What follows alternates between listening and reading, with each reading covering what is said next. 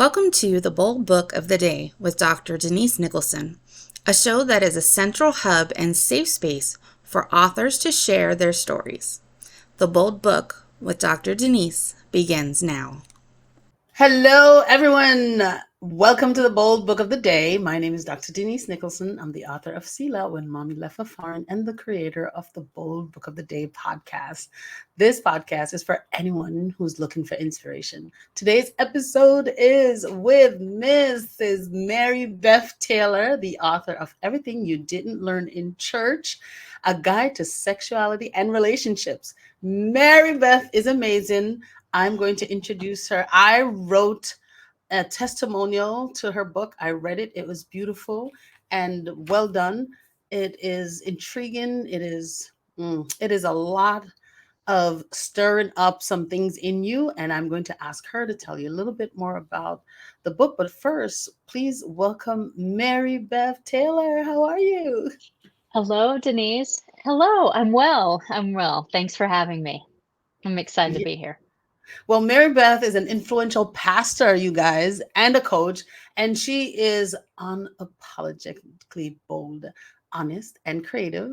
And she provide this transformational results for her client, and you can get it just by reading her book. She has grace, she has style, she has integrity, and she cultivates access to the power and the freedom so that each individual she works with, they can live shame free and flourish in the life of their dreams. Mary Beth, why did you write this book? Well, thanks, Denise. Thanks for saying all of that. And you you crafted what I wanted to share today, and the main message that I want to get across is that I want people to live shame-free. I want them to live unapologetically, be truly who God has created them to be. I am a United Methodist pastor, and I live in Denver, Colorado. And I wrote my book because that's what I was seeking in my own life. I have found that, a lot of times when there's something I'm looking for, at first I think, well, I'm going to give that to other people. Well, in actuality, like I really needed it for myself. And so I just started writing. I joined a book writing program and I started writing, and it was really to heal myself and tell my own personal story about how I really wrestled with my marriage. I wrestled with my own sexuality. And what I really thought would tear my marriage apart actually made it stronger. And that's why I do relationship coaching now, is because I saw that truth in relationships, whether it's a partner or a spouse or friends, parents, children, yeah, there may be some things that fall apart in the process. And yet, in actuality, you can pull those things apart and then create them back with a stronger foundation and a stronger, they'll just be stronger overall. So that's what happened for me. I thought really my relationship was going to fall apart, and I wrote about that, and it actually ended up stronger. And then we adopted children after that, and we've just been creating a life of our dreams. So that's what I want Wow. for everyone. So you would say writing is a healing process for you.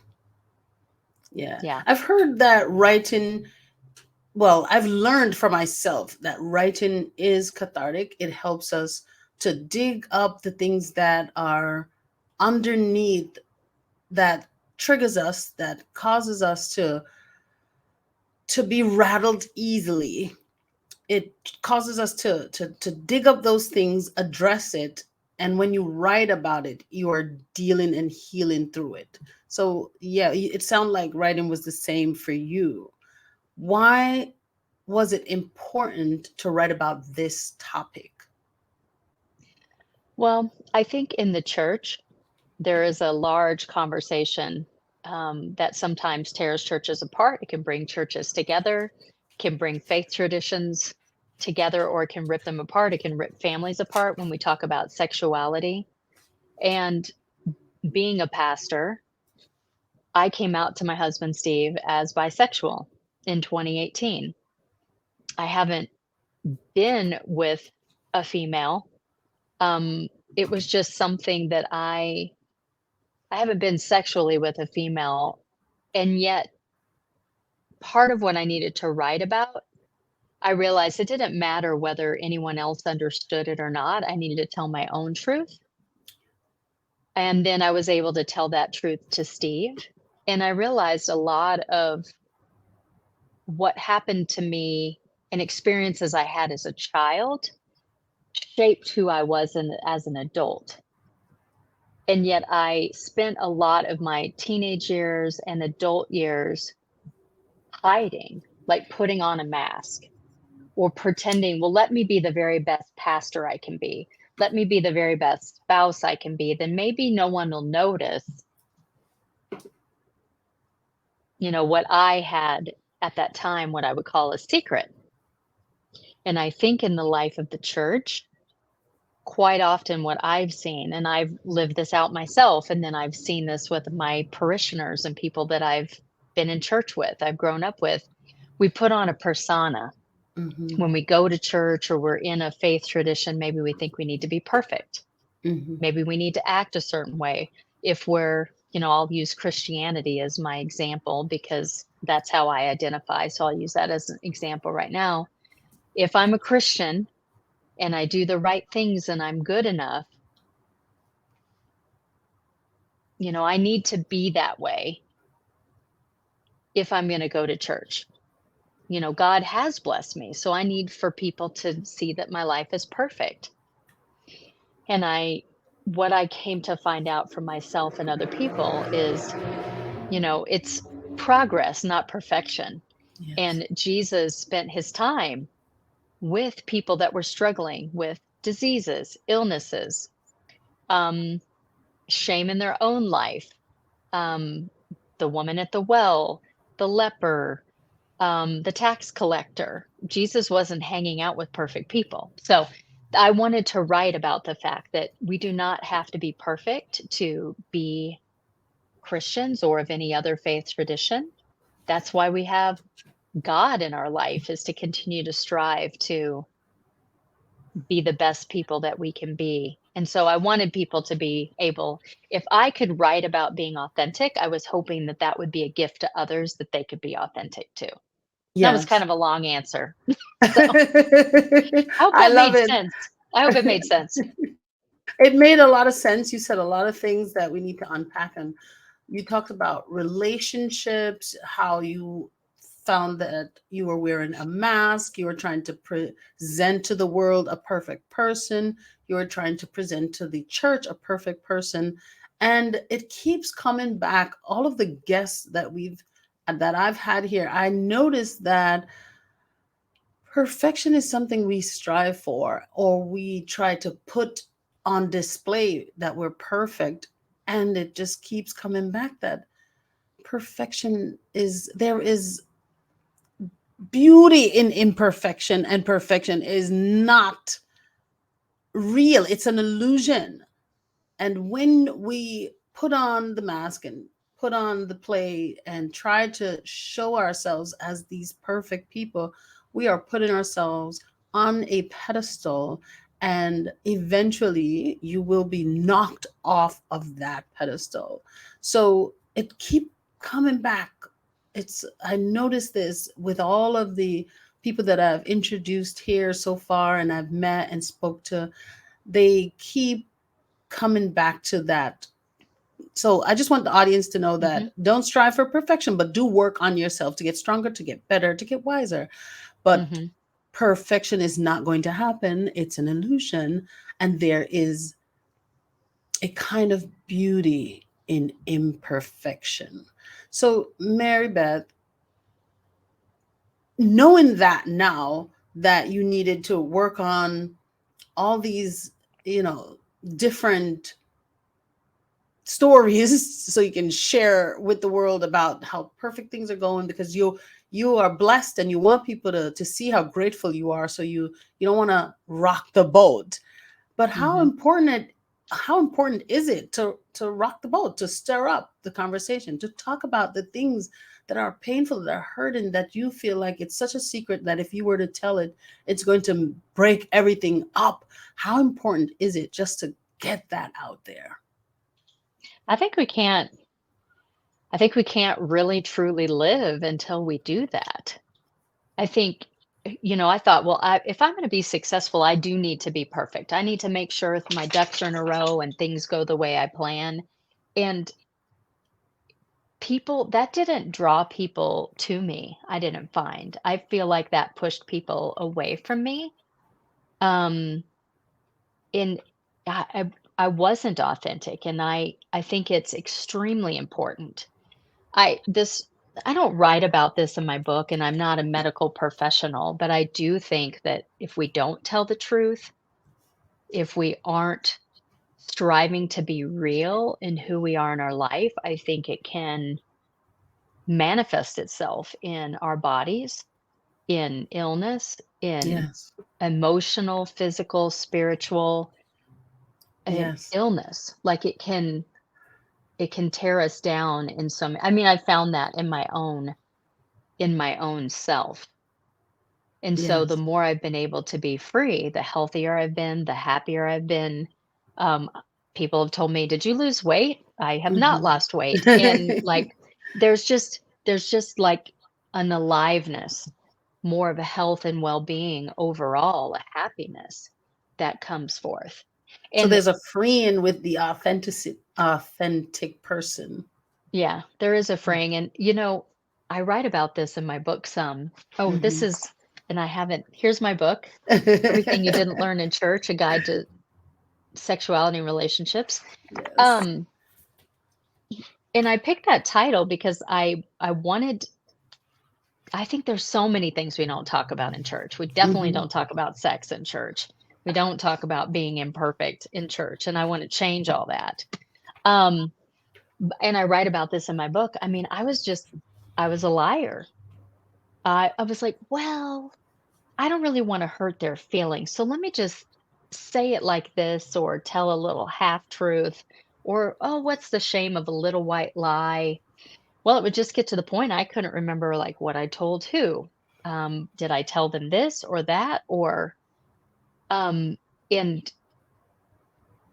and, and then Steve, my spouse, like he would ask, like, after I told him if I would say something and then I would stop myself and I'd be like, oh, like, that's not true. That was a lie.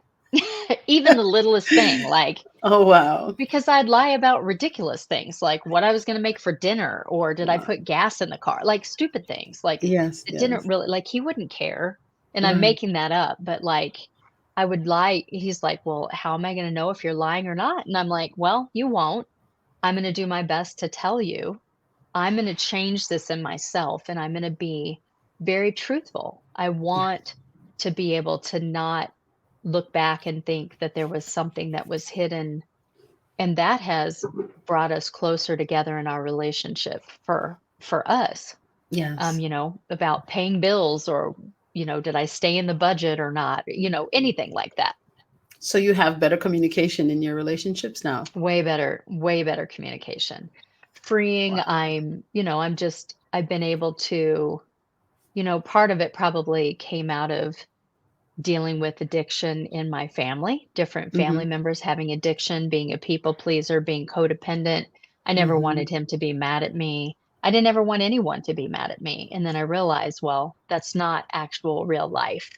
Mhm. That's not Yes. actually, I mean, people are going to be upset. People might be frustrated. That's just how it is. And so Yes. that got me out of telling these little lies or these little half truths just to keep people happy. Yes. And, being authentic isn't always going to make people happy. There on page 31, I just realized that it keep coming back. So I'm gonna read it really Yeah. quickly. Or maybe you should read it. Read it for the people. Yeah. The I'd love part about being authentic and fully expressing yourself, it is on page 31, it's the last paragraph. Yes, I'd be happy to read this. What a gift to be free, authentic, fully expressed, and feel whole and complete. That is truly a gift from God. When I say a gift from God, it's like there is nothing between you and the other world, the creator, the universe. Everything is in flow and feels complete. This is true love. This is the love that each person was created to know and experience. With this love, there is no room, for shame. Shame. Beautiful. So that encapsulated a lot of what you're talking about, what you are giving people, which is the freedom to express themselves and share and be give quality communication, be authentic, be real, be honest with yourself, be true to yourself, to thine own self, be true, because when you are true to yourself, you are fully expressing and living. And so Mm-hmm. that is what I got when you wrote this book. I got so much from it. And then you also gave the permission, because you've written this book about how to just be real, just be true. You may not even quite fully understand what that means, but Mm-hmm. start that conversation with you and your God, because this book is really about your relationship with you and your God, and trying to get people to, no matter what's going on, to keep that relationship. The quality of your relationship determines the quality of your life. And so Mm-hmm. it's your quality of relationship with your spiritual side, the quality of relationship with your spouse, the quality of relationships with friends and siblings. And so it is so important that you practice being authentic and being real. Tell us more about this book, because I just pulled out this little gem, but there are so many gems in there. There's so many tools, there's so many tips to help with relationship, especially the relationships that we are struggling with nowadays, with our spouse, with our spirituality, and with our friends and family. How, tell us some more gems that you have in this book. Yeah, I'd be happy to. I'll start with just the structure of the book. I think Yes. you brought, this question brings us right into that. When I started writing, it was really kind of, I guess I'll call it like a dark night of the soul. I didn't know what my relationship with God was. I had been serving in a local church as a pastor. Then I started my own church plant for 2.5 years. And then at that point in time, I wasn't being authentic. I didn't feel like I could truly be myself. I didn't know what was there yet. I hadn't had the realization about my sexuality yet, but there was something off and I didn't know what was going on. So I went on personal leave from being a pastor. I mean, I was still a reverend but I wasn't appointed to a particular church. And I was coaching clergy and church leaders across the United States. I was having a wonderful time doing that, and it meant a lot to me. And I could talk about God because I've grown up in the church since I was 2. So I could talk about God all day long. I just wasn't sure what my personal relationship with God was like right at that time. So I started writing and I'm like, okay, I'm going to write, but God, I'm not going to put anything about you in my writing. Nothing. God, like you're just going to have to do your thing and I'll do my thing, and never will the two meet. So I was like, it won't be about God. So God, we've gotten that. God, we have that straight. So I just want you to know that right off the bat. So God, I'm not going to write about you. And then I decided, well, I'm not going to write about the church. I'm not going to write about spirituality. I'm not going to do any prayer. I'm not going to write about scripture. Nothing. Nothing religious, nothing faith-based, nothing spiritual. So what this book has all ended up being, it's everything I said it wouldn't be, it's in here. So that's the structure. There's pieces about God, there's pieces about the church. Each chapter starts with a bit of contemplation, and that is a scripture that I chose from the Bible to begin the chapter. And then I wrote a short prayer. Each of the prayers, except for the serenity prayer that's in there, I wrote the prayer. And then it goes into another section on community where I tell my own story, or I tell the story of other people that I know, other situations I've heard about. And then the third section of the chapter is conversation. And that's where I have questions for the reader. I've really put it into this opportunity for people to go on their own journey as they read it. So you can read the book just standalone chapters if you want, as you want. And there are questions at the end if you would like them to really dig deeper and ponder, what does this really mean for me? I know this is Mary Beth's story and there's scripture. And then I close with a meditation that's the same. And the meditation for the end of each chapter is I am enough. I am worthy. I am love. I am shame free. I leave my past in the past. I am shame free. I live in the present. I am shame free. I create my future. I am enough. I am worthy. I am love. And so I Beautiful. put all of these here, and then the reader can also get free writing pages on my website at marybethtaylor.com/free write. And that way you can download you can write, if you're somebody that likes to scribble in your book and kind of write your thoughts in your book, great. If you'd like to have PDFs that you can download of the questions and then fill them out on your own time, maybe keep your own workbook, that's available at my website, marybethtaylor.com, because I want people, I don't know, it's made a difference for me. So I put it in there. And so so all that to say, that's the structure. And then in the book, the different chapters are about a divorce, about adultery, about talking to your kids about sexuality, talking about different types of relationships. There are people in the world that have open relationships or they're polyamorous. Um, I wanted, when I say everything you didn't learn in church, these are the things I never talked about in church. No one ever talked about these things in church with me. So I just wanted to open it wide up and for all human beings to know that they are loved and accepted by God, no matter what, no matter different stations in life, choices in life, relationships in life, and to be able to know God loves you, you are loved, you're created in God's image, you're perfect just the way you are. And I don't think there has to be a separation between God and people. I think our world has created separations. Our church denominations have created separations about who's in and who's out.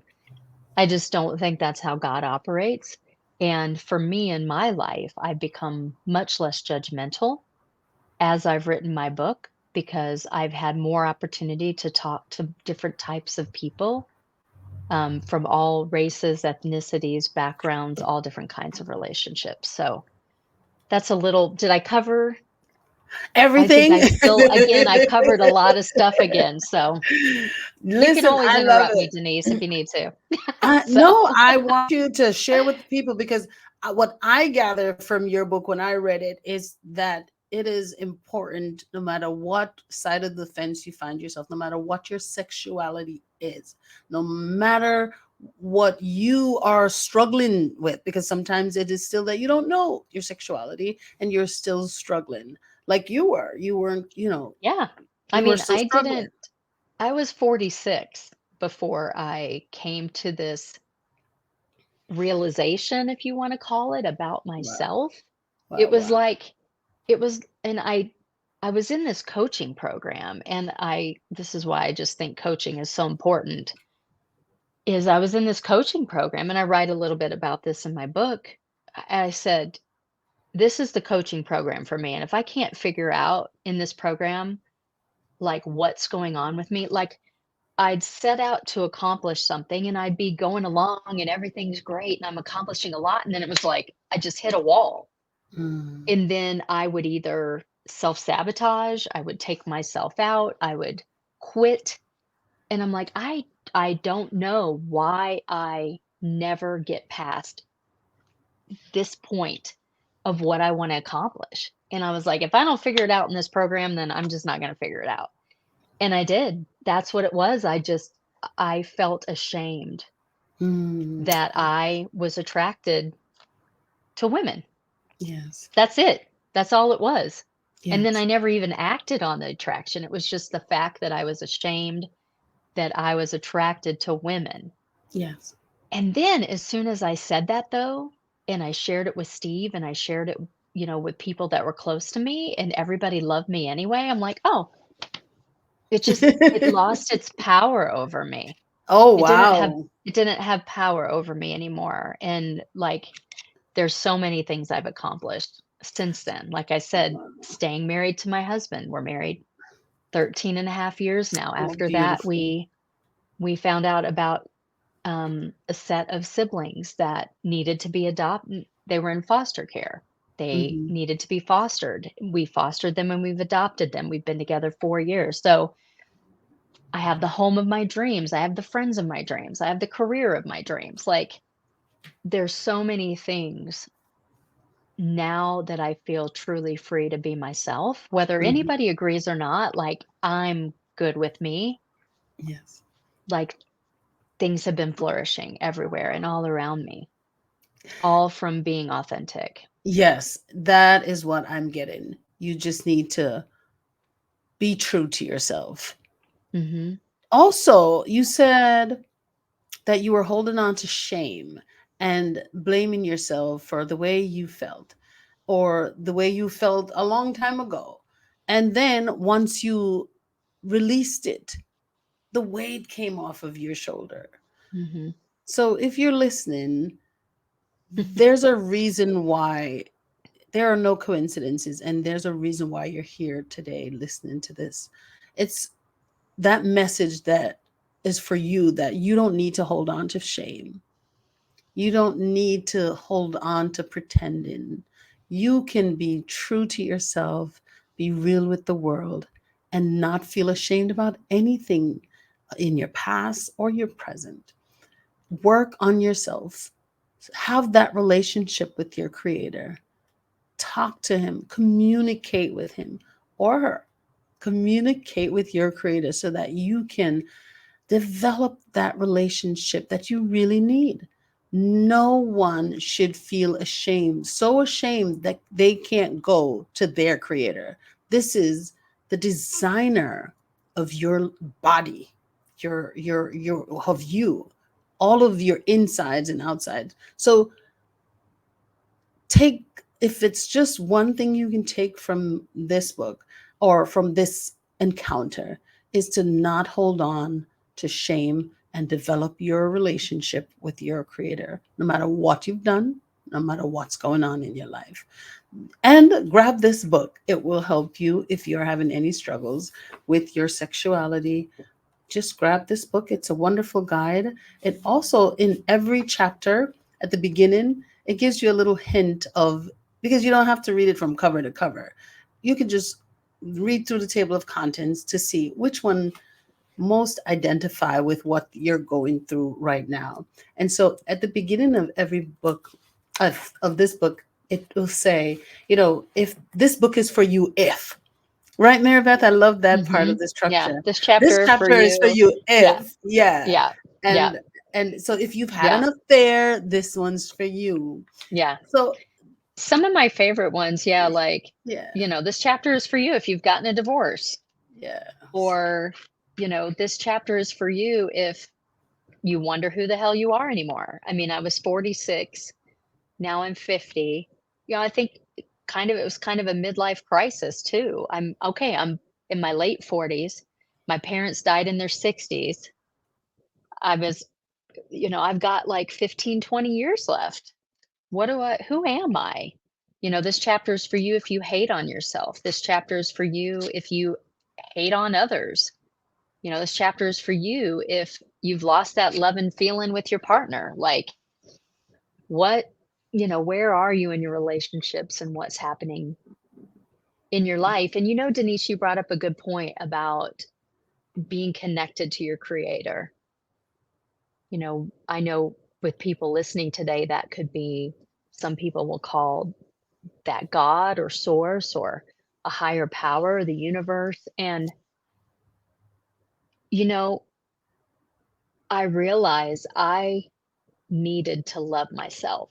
Mm, I think what I realized through this process too is God already loves me. My creator loves me. My creator wants the best for me. yes, I didn't love me. I was not willing to accept what God was giving me, which is unconditional love. yes, Love, love, love, love, love. Love just, it makes the difference. And when I could give that to myself, yes. that I mean, the times when I'm angry at my kids or I'm frustrated or I feel like I've made the wrong decision with my kids or I yelled at them or, well, who was I really mad at? Me. Like, Mm. I'm really, I was really like not feeling so great about myself that day and I took it out on them. Or, you know, if I, I think you said it beautifully, like, can we let God's love in? Can Yes. we let God love us no matter what? And that Yes. love can make a difference. It's unconditional. Can we accept it? Yeah. And, a lot of times we don't believe God's word about us. We just believe what's going on in our now, in our circumstances. We just believe what we can see. But because we can't see the big picture, we are so focused on what we call the facts. So it's a good thing to, if you read the Bible or the Quran or whatever Mhm. you helps to guide you in your spirituality, learn the word, understand, study, have that relationship so that you can believe what your creator says about you in times when the facts or the circumstances are overwhelmingly present. Mhm.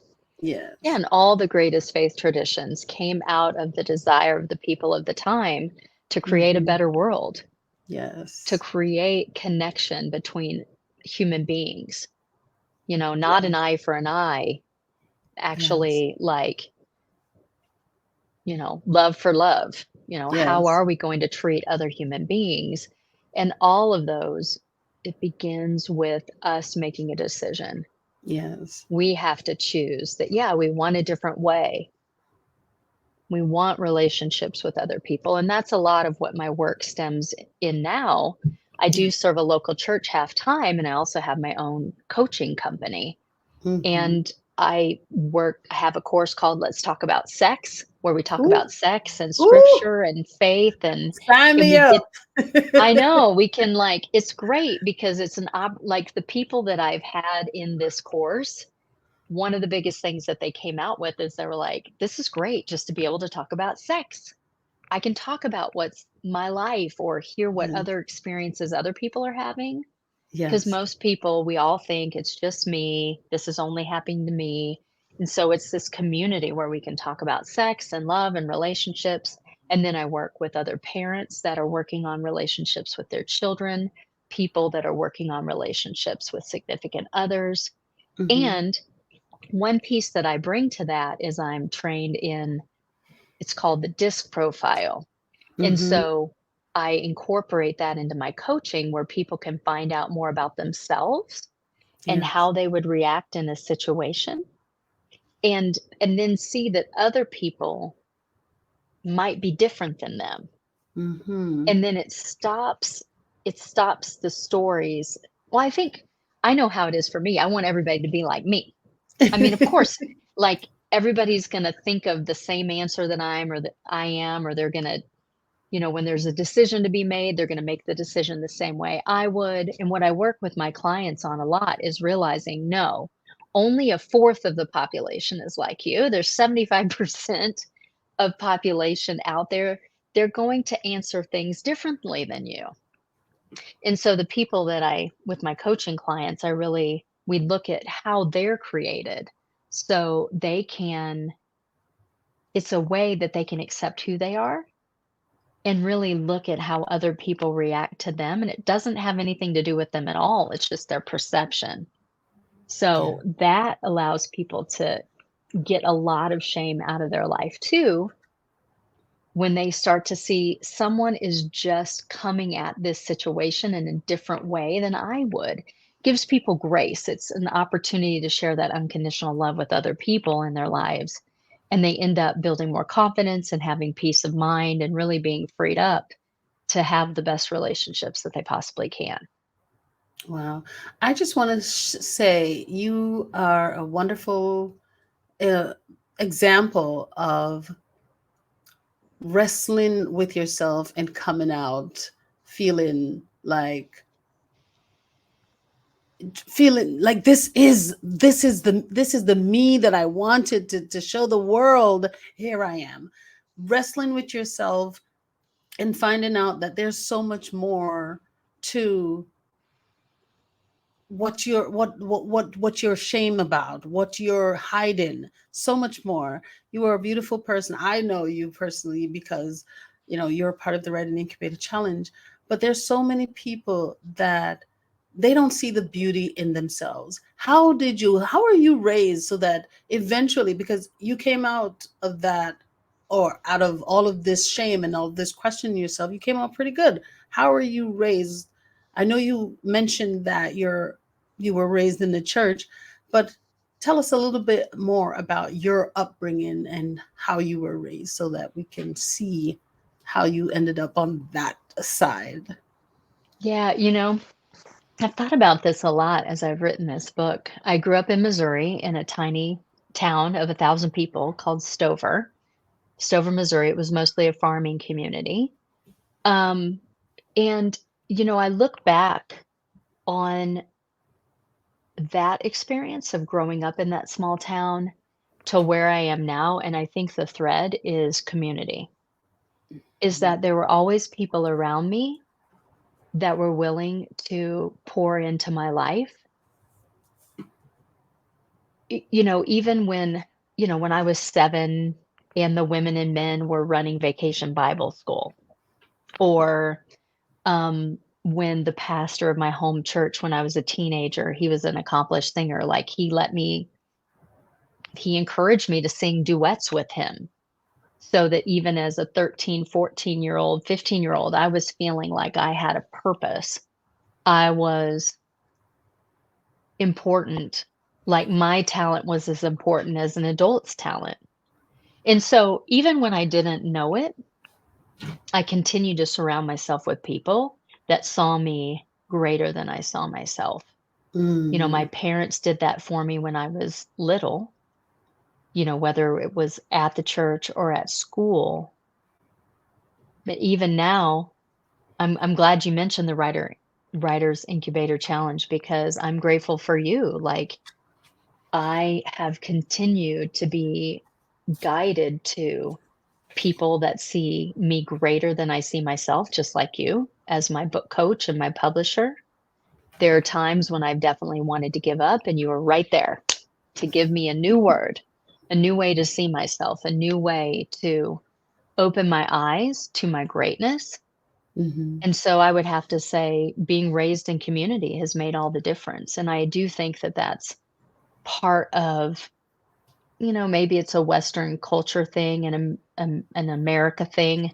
We live in single home, single households, one family per household. We've lost a lot of our generational learning, the connection that we have with our grandparents, our aunts and uncles. I have. And the more I think we can keep community around us, the better. And I had to say yes, though.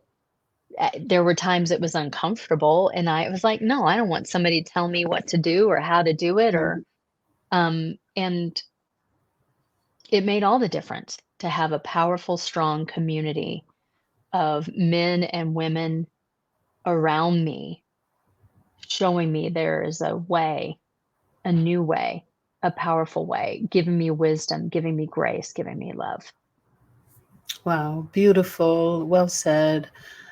Thinking about community and reflecting on what you said, I'd like to find out who in the community is most influential to you at this time. Community, like in general. In general, yes. Mm. I would have to say, the I would have to say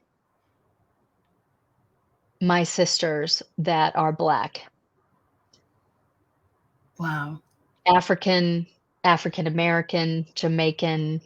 Um, Wow. Are most I have influential been right now. Okay. the most influential right now. I've been surrounded by strong, creative, spiritual, intelligent, fun, loving Black women. And it has changed my life, expanded my life, made my life deeper, wider with love and compassion and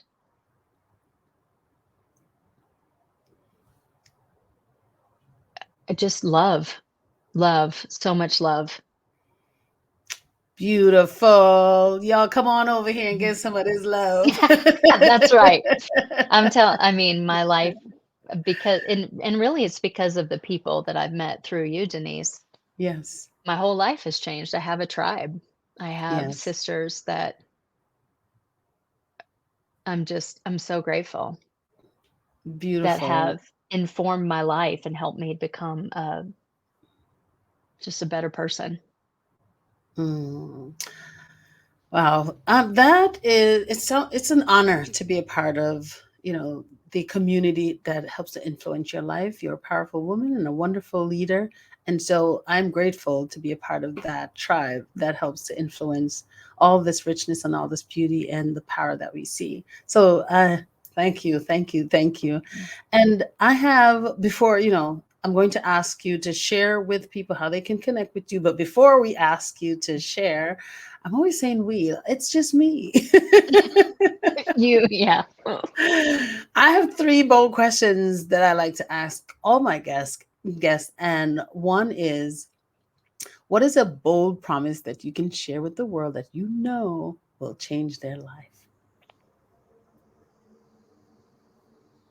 Choose love. Ah, Oh, yes. no matter over judgment or being right,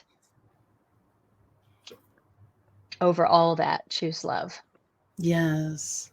Choose love. Oh, that is beautiful because it is so true. All right, what is a bold statement you can share with our audience that you know will cause a paradigm shift? Be authentic and live shame free to flourish in the life of your dreams. Yes. Write these things down, guys. These are jewels. And the third, what is a bold statement that you can share with your audience right now? Wait. No, no, no, no, no. That's not the one I want to ask you. I want to ask you, what is a bold move that you'd like to make in your future? Forget that one. What is a bold move that you'd like to make in your future? A bold move I would like to make in my future. The first thing that comes to my mind is, oh my gosh. Well, bold move I'd like to make in my future is there's so many things like running in my head. Um, be a guest speaker with Oprah. And Oh, like, wow. Yes. yeah, be just a dynamic public speaker that can have conversations and to share this message of just spiritual growth and living shame free with as many people as possible. So, whether that's, you know, being a guest speaker with Les Brown or Glennon Doyle or Oprah, like being out, Brene Brown, being out with some of the most influential people just to make a difference in this world, not just, but to make a difference in this world. Wow. Ooh, those are bold. Okay. And That's I'm and I said it first here. I've never said it to anyone else. So you heard it first, Denise. So yeah, it's going to, you just write you're it the down. start. Once this podcast is over, this interview is over, I want you to write these things down, Mary Beth, because I know for sure that when you write things down, writing is magical, people. You Yeah. write things down, set it aside, and work on yourself, and these things will come true. The things that you Mhm. desire so deeply will come true when you work on yourself. Whoo, that was good. And now, how can I know that was really good? Where can Oh, the it's out audience in the connect world. with Oh my you? gosh. It's out in the world. It's out. My brain started shifting once you Yeah. said that because it's not. I want the audience to understand it is not about how you're going to do something. It's who can help you to become the person you want to become. Mhm. And my brain started shifting immediately. How am I going to make this happen? How am I going to help to facilitate this? And Yeah. trust me, it's going to happen. It's going to Okay. happen. Let's do it. No, let's do it. And so, where can our audience connect with you and grab your book, learn about your courses, and the let's talk about sex and all of the different great things that you Yeah. have? Where can we connect with you? Yes, where you can connect with me is first at my website, marybethtaylor.com, and there you can order books, you can sign up for my courses. I love when you can find my book on Amazon as well. Like we said before, Everything You Didn't Learn in Church: A Guide to Sexuality and Relationships. You can find my book on Amazon and online at Barnes and Noble and Target and Walmart and so on and so forth. What I love that happens when you order it from my website is I get to sign it. And I personally get to ship it to you, which I love, signing the books and shipping it to you personally. If you would trust me with that, that'd be great. And then that's where you can find out more about Let's Talk About Sex. That course is offered monthly. And then also, if you're interested in being a one-on-one client with me for relationship coaching, whether that's your own relationship with yourself or other people, that's where you can find the majority of things. Also, I am on Facebook, and on Facebook, I am at MBT Sings.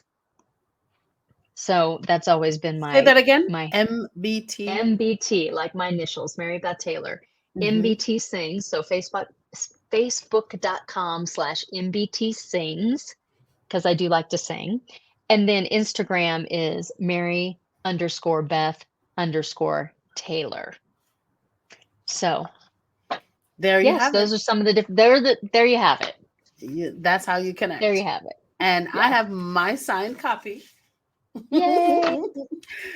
Get yours today. Don't wait. If you would like to write a book and publish it, please send me an email at authordnicholson@gmail.com. Mary Beth, it was a pleasure. Thank you so much. It means so much to You're me that welcome, you're able to Denise. come and share your message and share your book with the world. I can't wait for the people out there to grab a copy of this book. It is moving and inspiring, and it is giving you hope so that you can go from feeling shameful about whatever it is your Mhm. circumstances presents, to having hope that with your relationship with your creator, all things will get better. All things will get better because you have a true direct connection with your creator. So it doesn't matter what kind of relationship or sexuality you are in, your sexuality you've chosen, your relationship with your communicator, with your creator, will get better when you start to communicate with him. Thank you so much, Mary Beth. Amen to that. Yes, Thank you, you Denise. look beautiful. Look at you. Thank you. You look, I had to like up my game today, Denise, to look as good as you. So, and I just have to Thank say you. to anybody that's even remotely interested in writing a book or searching yourself, Denise is, she's a powerhouse. Join her, Oh, hire thank you. her. Thank She'll you. change, she'll change your life. You've Yes. changed my life, Denise. Thank you. It's such an honor to work with you. Get your copy today. A Guide to Sexuality and Relationships. Everything You Didn't Learn in Church. And if you would like to write your book, remember to send me an email at authordnicholson@gmail.com. Bye-bye. Thank you for joining us for the Bold Book of the Day with Dr. Denise Nicholson, a central hub and a safe space for authors to share their stories. Follow Dr. Denise on Facebook and Instagram at Denise Nicholson, or go to denisenicholson.com. Remember, no one can share your story better than you.